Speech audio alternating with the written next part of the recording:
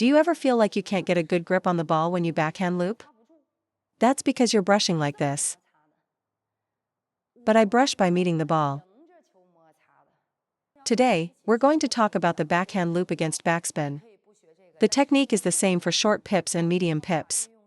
It's just that the range of your looping motion won't be as large.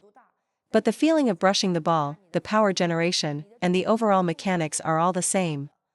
The key reason you can't brush the ball and lift it is that your elbow drops down along with your forearm.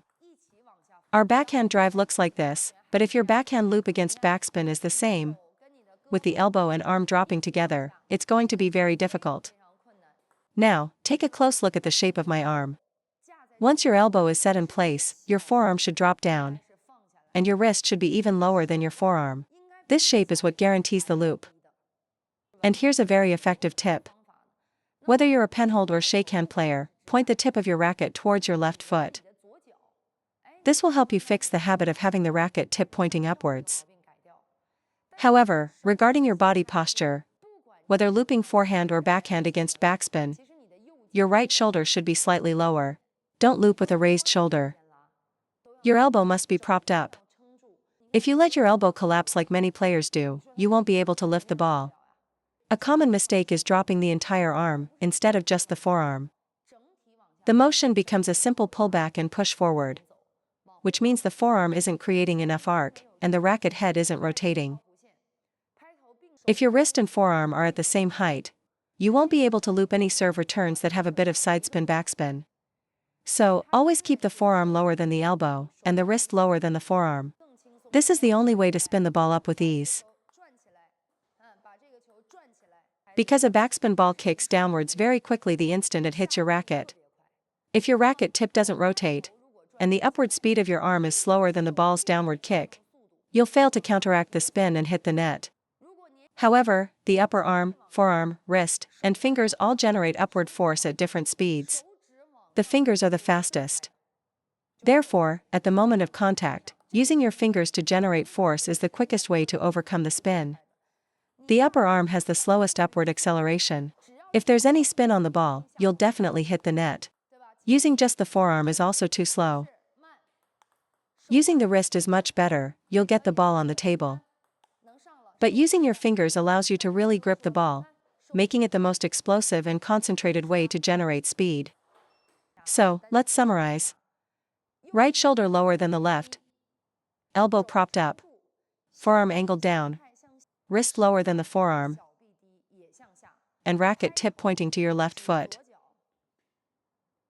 Second point, for the backhand loop, you need to create the right amount of space. When looping a backspin ball, don't just drop your hand straight down. Instead, bring your right shoulder forward.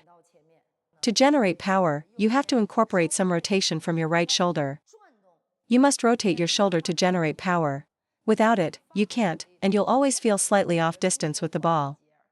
When the ball is jamming you, your body should be coiled and tensed, like a hedgehog curling up. For amateur players returning serve, especially against long serves, don't use the full shoulder rotation for power. Instead, just contract your core, a quick in and out motion is enough. But if you don't move at all, you'll still get jammed. So you need at least a small inward coiling motion. However, if you want to generate power, like on a serve and attack against a half-high push, then you must rotate your body, with your shoulder leading the rotation to the left to generate power. Let me demonstrate. For example, if the opponent's return is fast, you contract inward and drive forward. Contract inward and use a small motion to generate power, like this. Now, if you are the one initiating the attack, you need to rotate your body to whip the racket and generate power. A common problem is hitting the net when you don't use power, and hitting it off the table when you do. This should be very familiar. Let me explain why you hit the net or go long. It's because when you loop softly, you aren't brushing the ball enough.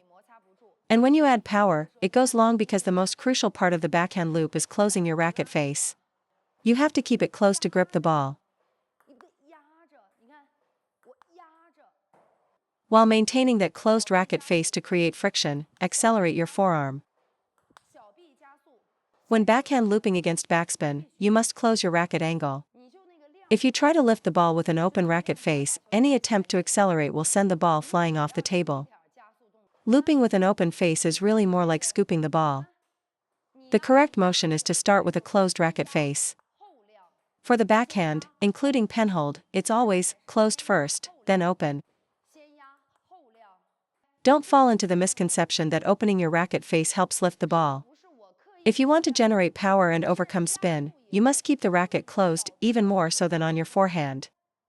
Right now, the back of my hand is facing the ground.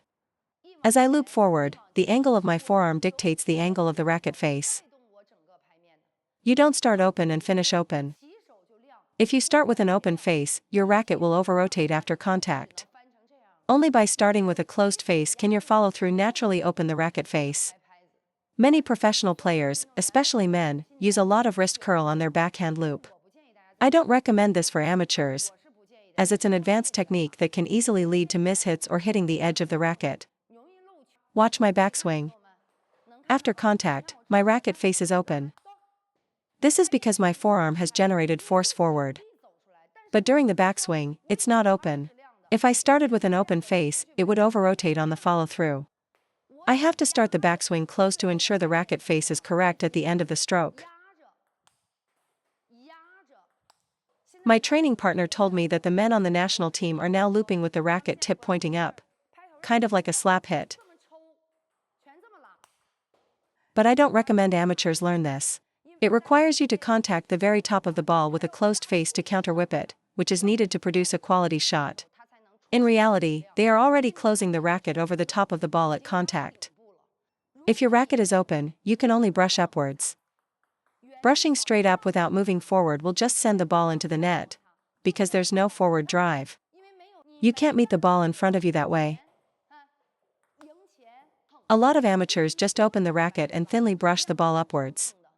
Let me imitate a common amateur mistake. The motion is all about lifting up, because your instinct tells you that an open racket face lifting upwards is what gets the ball over the net. Sometimes when you can't lift it, the whole upper arm comes up. That's why they can't execute a backhand power loop like they can on the forehand. A forehand requires forward motion, but a backhand can just lift straight up. I make contact at the 2 o'clock position on the ball.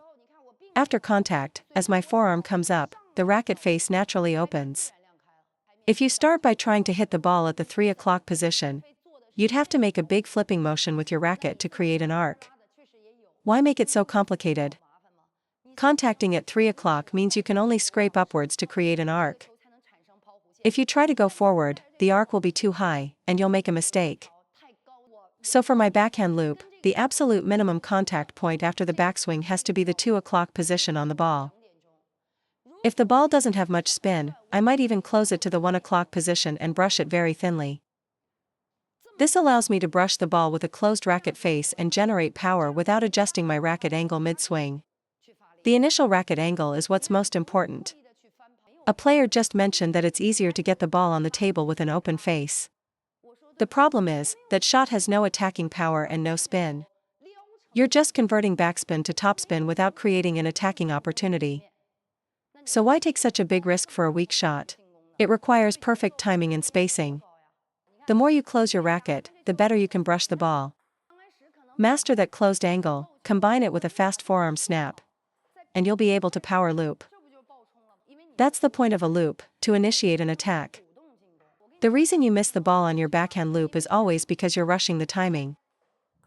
You're hitting the ball too early, before it has reached the ideal contact point. So many players rush the timing on their backhand loop, even against topspin. As a result, their rhythm is off, and they end up just jamming or pushing the ball over. Because the backhand is hit in front of the body without needing to move aside, it visually feels like the ball is coming right at you, which makes it very easy to rush the shot. Every time you whiff the ball, it's because you rushed the timing. The same goes for the forehand. Wait for the ball to drop a little more before you hit, and you won't miss. The longer you wait, the more accurately you can judge its position. Third key point, do you ever feel like you can't get a good grip on the ball when you backhand loop? That's because you're brushing like this. But I brush by meeting the ball. The difference between us is that I meet the ball and engage it with forward pressure as I brush. You take your forearm and wrist back together in a big backswing. I keep my hand out in front to find the ball. If the ball is short, I loop it directly. If it's long, I'll pull my forearm back. But my wrist is always leading forward into the ball to create the spin. When looping backspin, if you don't lead with your wrist, you'll feel like you're just scraping the ball instead of properly engaging it. If you engage the ball properly, then when you have time to load up, you can pull your forearm back and then drive into it for a powerful loop. The correct forearm posture is to have the wrist leading forward, engaging the ball to create friction, not pulling it back. If you pull back and then try to hit forward from a jammed position, you'll just make an error. Your only option then is to brush upwards. I, on the other hand, lead with my wrist to brush the ball. Look at my elbow action. You're pulling your wrist in, and you can't grip the ball that way. I feel the reason my backhand is strong is because my wrist is always leading into the ball. If the ball is short, I brush it directly, almost like a flick. If it's long, I'll take my forearm back, but I'm always leading into the ball to create friction. But you guys are just standing still and scraping upwards.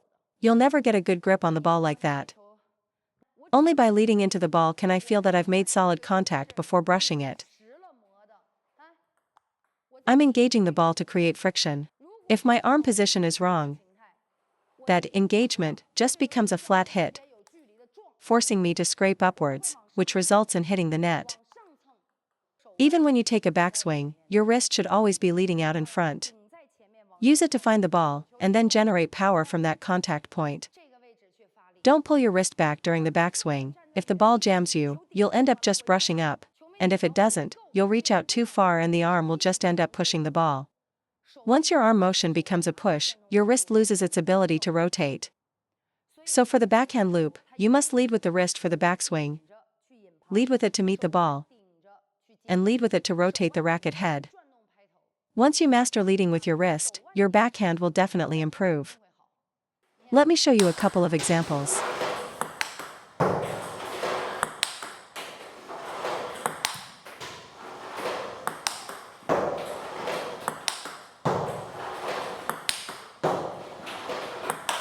When your wrist leads into the ball, your brush will naturally become solid.